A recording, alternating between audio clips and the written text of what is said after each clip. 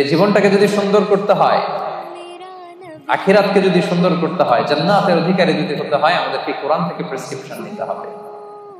রাজি আছেন তো সবাই? কোরআন থেকে প্রেসক্রিপশন না নিলে আপনার জীবন সুন্দর হবে না। কোরআন থেকে প্রেসক্রিপশন না নিলে আপনার পরিবার শুদ্ধ হবে না। কোরআন থেকে প্রেসক্রিপশন না নিলে আপনার সমাজ শুদ্ধ হবে না। কোরআন থেকে প্রেসক্রিপশন না নিলে এই বিশ্বটা সুন্দর হবে না। কোরআন থেকে প্রেসক্রিপশন না নিলে শুধু দুর্নীতি দমন কমিশন দিয়ে দুর্নীতি বন্ধ করা যাবে না। প্রেসক্রিপশন নিতে হবে কোরআন থেকে। এটা হচ্ছে সব সমস্যার সমাধান। The solution to all problems we are facing right now in our society. আমরা আমাদের দৈনন্দিন জীবনে, আমাদের সমাজে, পরিবারে যত সমস্যা আপনি ফেস করেন, তার সমাধান কোরআনের ভিতরে দিয়ে দিয়েছে কে? এবং এটা পৃথিবীর সবচাইতে নির্ভুল কিতাব। বর্তমান পৃথিবীতে সবচাইতে নির্ভুল কিতাব। এটার চাইতে নির্ভুল গ্রন্থ আর আছে? আল্লাহ যা বলেছেন সবই নির্ভুল, সবই মহাসত্য।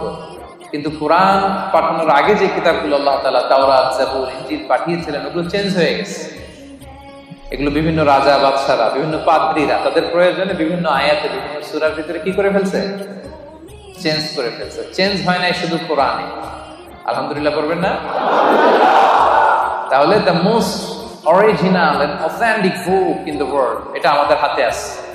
আল্লাহ তাআলা বলছেন, দালিকাল কিতাবু লা রাইবা ফিহি হুদাল লিল মুত্তাকিন। This is the book, the most authentic and original book in the world, whereof there is no doubt in it, and a guidance to those who are muttaqin. এটা এমন বই যে বইয়ে কোনো ভুল নাই, কোনো সন্দেহ নাই, এবং মুত্তাকিনদের জন্য এই বইটাকে আমি হেদায়েতের গাইডলাইন করে দিয়েছি। পড়েন সুবহানাল্লাহ।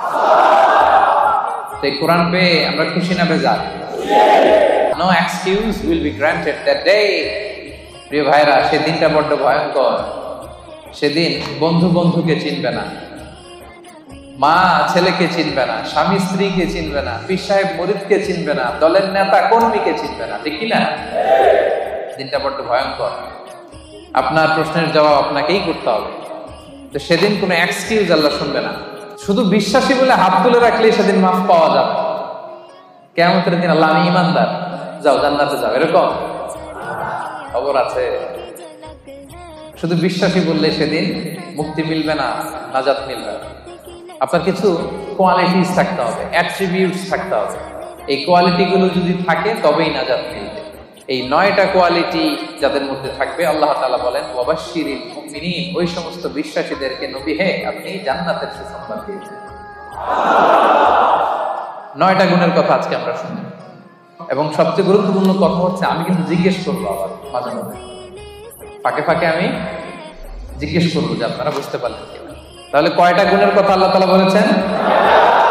9টা। 112 নম্বর আয়াতের আগের আয়াতে আল্লাহ তাআলা আমাদের সাথে একটা এগ্রিমেন্ট করেছেন, একটা কন্ট্রাক্ট করেছেন, চুক্তি। আল্লাহ তাআলা বলেছেন যে তোমরা তোমাদের জীবন, তোমাদের সম্পদ আমারে দিয়ে দিবা, আমি আল্লাহ তোমাদের জান্নাত দিয়ে দিব। আল্লাহ তাআলা আমাদের কাছ থেকে আমাদের জীবন, আমাদের সম্পদ কিনে নিয়েছেন, বিনিময়ে তিনি আমাদেরকে জান্নাত দিবেন। আল্লাহু আকবার। এখন যদি বুঝে থাকেন তাহলে উত্তর দেন। এই যে আল্লাহ আমাদের জীবন কিনতে চায়, আমাদের জীবনের মালিক কে? আল্লাহ যে আমাদের সম্পদ কিনতে চায়, আমাদের সম্পদের মালিক জীবনের মালিকও, সম্পদের মালিকও, আবার এই দুইটা কিনতে চায়ও। সুবহানাল্লাহ বলবেন না? দেখেন, উনার দেওয়া জিনিস উনি কিনে নিয়ে আমাদেরকে পুরস্কার দিতে চায়। সুবহানাল্লাহ। অবস্থাটা এমন, আমি আমার মেয়েকে একটা চিপস কিনে দিলাম। চিপস কে কিনে দিল? হ্যাঁ, আমি কিনে দিলাম। কয় আল্লাহ। একজন বলতেছে আল্লাহ নাকি কিনে দিচ্ছে। বাবা বলছে, ও মাশাআল্লাহ, ঠিক আছে। বাবা বাবা তার কন্যাকে চিপস কিনে দিছে। কি কিনে দিছে? চিপস। আমি আমার মেয়েকে ধরেন চিপস কিনে দিলাম। চিপস কিনে দিয়ে আবার আমি বলতেছি, আম্মু আমার একটা চিপস দাও। এরকম বলি না মাঝে মাঝে? বাচ্চাটারে 1 প্যাকেট বিস্কিট কিনে দিয়ে বলে, আব্বু আমাকে একটা দাও। তো বাচ্চা অনেক সময় বলে, না আমি তোমাকে দিব না, আম্মুকে দিব। এরকম আছে না নাই? তো আল্লাহ তাআলা ঠিক এমনটাই করছেন। তিনি আমাদেরকে জীবন দিয়েছেন, তিনি আমাদেরকে সম্পদ দিয়েছেন। আবার আল্লাহ বলে তোমাদের জীবন, তোমাদের সম্পদ আমি আল্লাহ জান্নাতের বিনিময়ে কিনে নিলাম। তো যারা আমরা আমাদের জীবন আল্লাহর জন্য স্যাক্রিফাইস করতে রাজি, আমাদের সম্পদ আল্লাহর জন্য স্যাক্রিফাইস করতে রাজি, তারাই প্রকৃত বিশ্বাসী, আর তাদের জন্য জান্নাতের সুসংবাদ। আল্লাহ তাআলা বলেন তোমরা যদি প্রকৃত বিশ্বাসী হও তাহলে তোমাদের মধ্যে 9টা গুণাবলী থাকা চাই। আওয়াজ করে বলেন তো কয়টা গুণাবলী? 1 নাম্বার গুণ হচ্ছে, তোমরা যদি বিশ্বাসী হও তোমাদের প্রথম গুণ হচ্ছে আত্তাইবুন। প্রথম গুণ কি? আত্তাইবুন মানে তওবাকারী। আত্তাইবুন মানে তওবাকারী। তাবা ইয়াতুবু, তাওবা মানে হচ্ছে ফিরে আসা। তাবা ইয়াতুবু মানে to go, to return back to your Lord, রবের দিকে ফিরে যাওয়া। আমরা যদি ভুল করি আমরা কার দিকে ফিরে যাই? আল্লাহ ছাড়া আর কোনো দরবারে ক্ষমা চাওয়ার সুযোগ আছে? ক্ষমা চাইতে হইলে, পাইতে হইলে একটাই দরবার আমাদের। দরবারটা কার? নাকি খাজা বাবার দরবার? নাকি ল্যাংটা বাবা, অমুক বাবা, তমুক বাবা? আওয়াজ করে বলেন কার দরবার?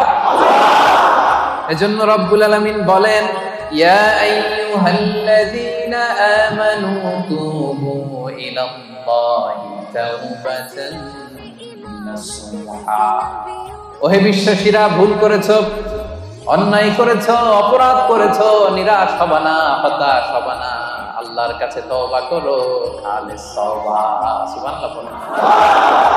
তুবু ইলাল্লাহি তাওবাতান নাসুহা, খাঁটি তওবা করো, একনিষ্ঠ মনে তওবা করো। তওবার মতন তওবা করলে সব গুনাহ মাফ করে দেয় কে? আল্লাহ তাআলা শিখিয়ে দিচ্ছেন। ভুল করেছো, অন্যায় করেছো, তওবা করো, ফিরে আসো আমার দিকে। আমি আল্লাহর দরবার তোমার জন্য খোলা। It's open for you 24/7। সপ্তাহের 7 দিন, দিনের 24 ঘন্টা, মাসের 30 দিন খোলা। আল্লাহ বলে ডাক দিলেই তিনি ডাকে সাড়া দেন। সুবহানাল্লাহ। আবার হাদিসে কুদসিতে আল্লাহ বলেন ফাইন যাকারানি ফি নাফসি যাকারতুহু ফি নাফসি।